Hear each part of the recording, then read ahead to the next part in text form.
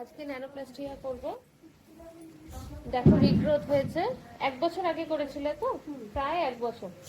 তো 1 বছর আগে স্ট্রেটনিং বা স্মুথনিং করা হয়েছিল, তো এতটা রিগ্রোথ হয়েছে, হেয়ারটা একটু ড্রাইও হয়ে গেছে। তো এই হেয়ারের ওপরেই আজকে আমরা ন্যানোপ্লাস্টিয়া করব।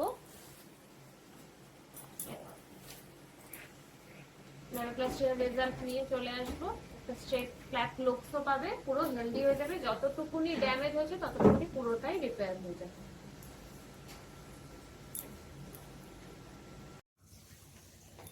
ন্যানোপ্লাস্টিয়া আগের হেয়ারটা দেখিয়েছিলাম, 1 বছর আগে করা হয়েছিল স্মুথনিং বা স্ট্রেটনিং কেমিক্যাল ওয়ার্ক।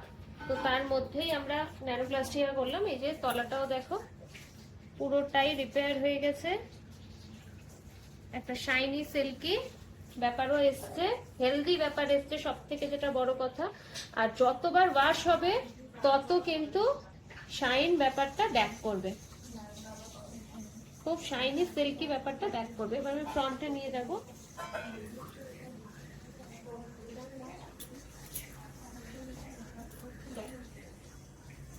কিরকম লাগছে তোমার? ভালো। একটু টাচ করেছো?